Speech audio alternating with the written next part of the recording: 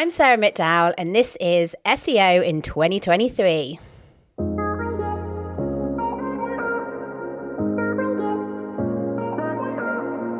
Sarah, what is your number one SEO tip for 2023?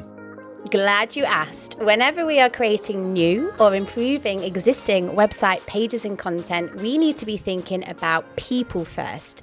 You know, the people who are actually reading the content rather than the search engines. Okay, why? So traditionally, as SEOs, we create and write for search engines first, and then we tend to think about the people second, because that's how we've kind of been taught. Like, we're thinking about search engines, we're thinking about Google. And this means that people are often an afterthought, which, if you think about it, doesn't make much sense. And so we need to change this approach. Over the years, search engines such as Google have increasingly become aware of this and want SEOs and website owners to prioritize people and not them. As at the end of the day, people are Google's customers, right? This means the experience people have on website pages is important, especially if Google want to maintain the high market share they have when compared to other search engines such as Bing, Yahoo, etc. And if you look at the SERPs, you can see that there has been a recent shift, and Google is awarding sites that are people first, where the focus is on the people who are reading the content rather than search engines.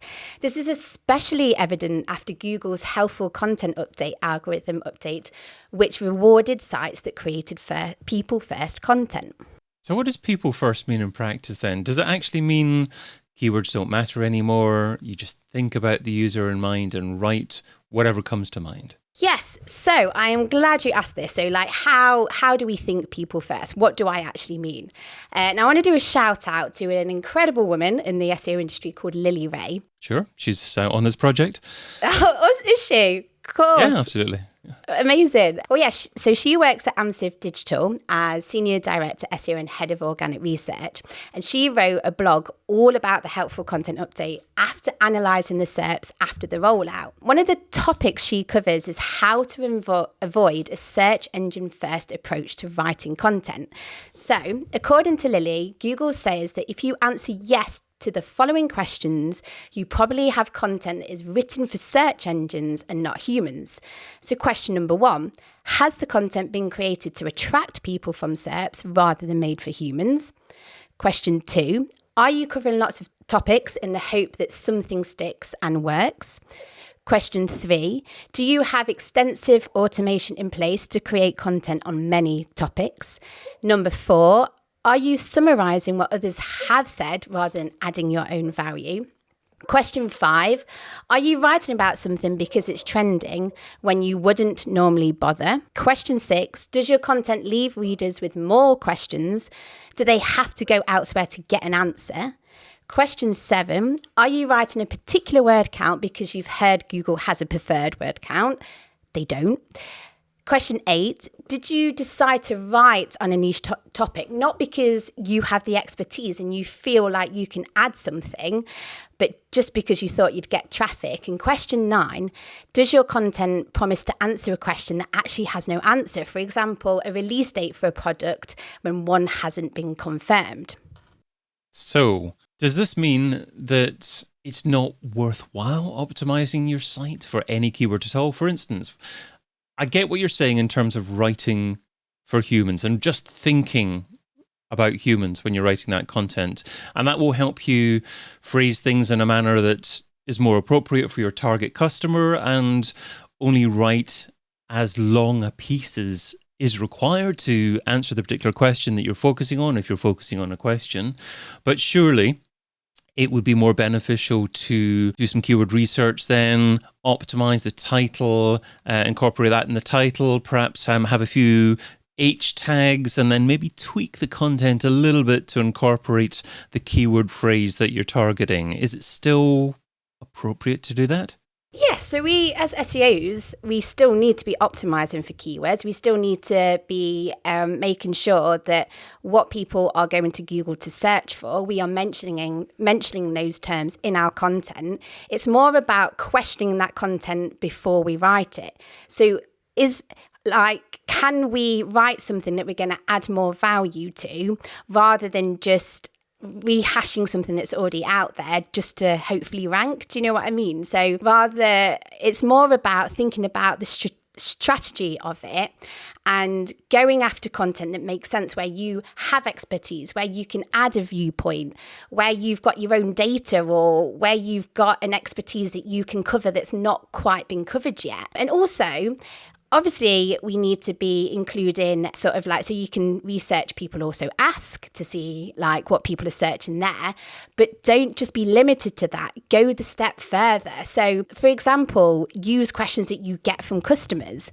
Something that we have on all of our blogs on our website is a little like, how did we do with our content at the bottom? And here we ask what people liked about the content and what people didn't like the content.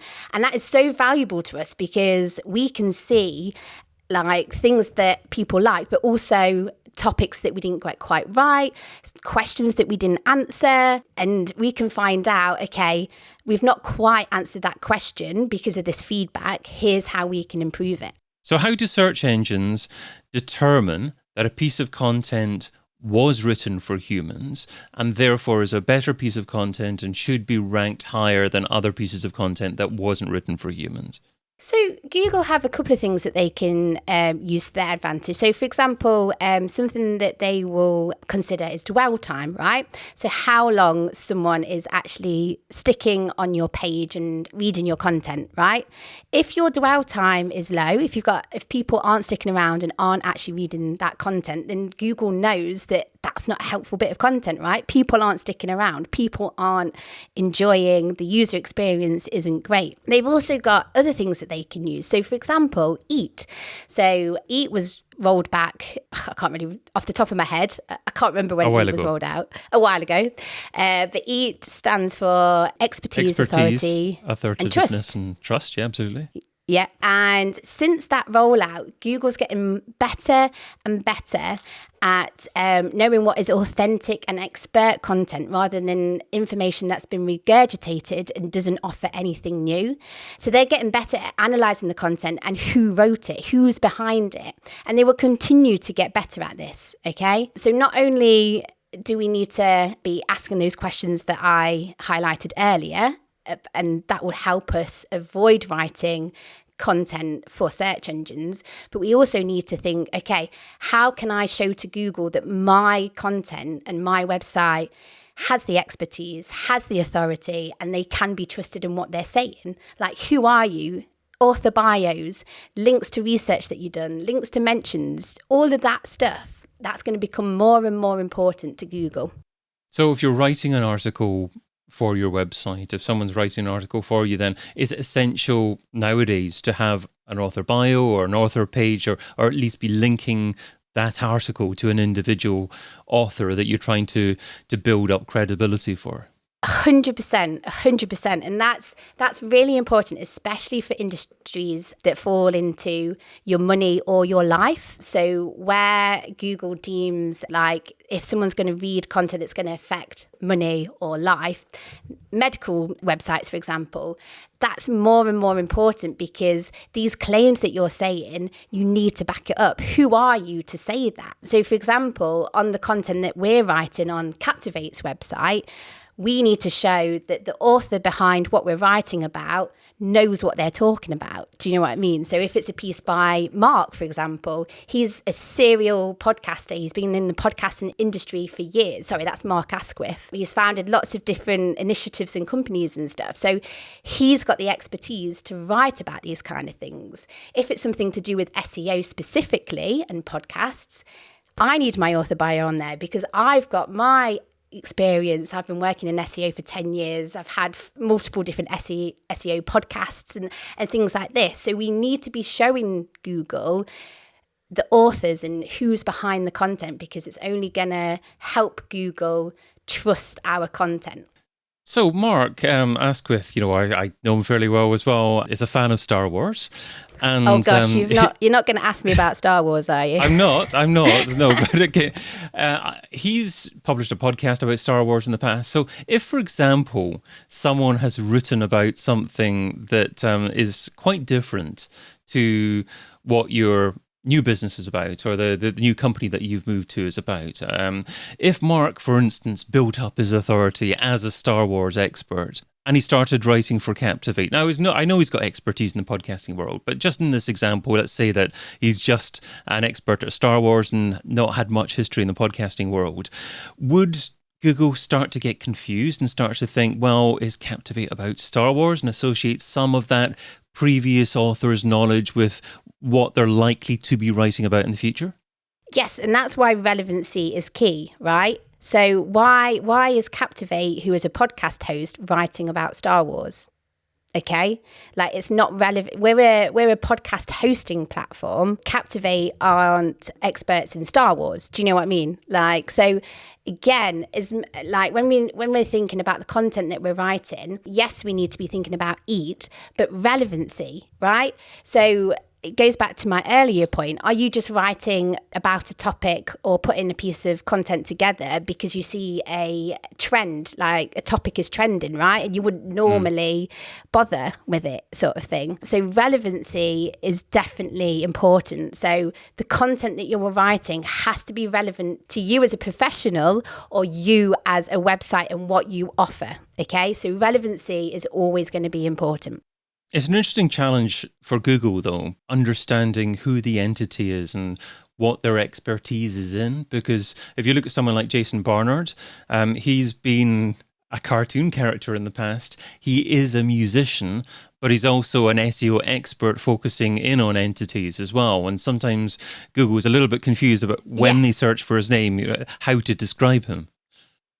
Yeah. And unfortunately, that's always going to be the case, isn't it? Like if a name has different personas or things like that, Google can only use intent to a certain level. So it depends, like for a generic search, just for their name, that's when you might get confusing, like you'll get all manner of different people popping up on your search results. However, if you do that name, for example, that you said, and then cartoon character or that name in SEO, Google should hopefully get better at understanding that. And they are a machine at the end of the day, aren't they? Yeah. And they're going to get things wrong. And yeah, it's interesting to see that sort of thing. But I only imagine that Google's going to improve and get better at that side of things. Absolutely. They'll continue to get things wrong, but hopefully they'll get things slightly better. But I think it emphasised the importance of educating Google as to what your entity is about, what it represents, and incorporating, as you said, their phraseology in there that kind of describes the industry that you happen to be in at the same time. Exactly, 100%. Well, you've shared what SEO should be doing in 2023, so now let's talk about what SEO shouldn't be doing. So what's something that's seductive in terms of time, but ultimately counterproductive? Something that SEO shouldn't be doing in 2023? So, this might be an interesting one to say, but what I think SEO shouldn't be doing is getting too hung up on Google algorithm updates. Mm-hmm. Do you know what I mean? So whenever there's an announcement that Google has rolled out this new algorithm update or a core algorithm update, there's normally like panic, isn't there? There's panic in the industry, like, And I get that because it can be a scary time, especially if you end up having a decrease in traffic or your rankings and all that stuff. However, you just got to be, what I would recommend is Google is always going to be updating its algorithm. It's always going to improve in it. They do something like 2,000 a day, right? So like when one gets talked about, it's because it's affected enough websites. So as long as you are prioritizing people first content, you are thinking about your EAT, you're thinking about your relevancy, and ultimately anything that you're doing to your website, so website speed, sorting out your cumulative layout shift on a page, layout, images, as long as whatever you're doing has the user in mind, people in mind, and you're not trying to game search engines such as Google, you should be okay. And if an algorithm update does roll out and you are negatively impacted, you can look and then look at, okay, what's going on where I'm trying to game the algorithm? What can I do? But that's what I would say. Well, Sarah McDowell is SEO manager at Captivate, and you can find her over at captivate.fm. Sarah, thanks so much for being part of SEO in 2023. Thank you so much for having me. Get your copy of SEO in 2023, the book, over at SEOin2023.com.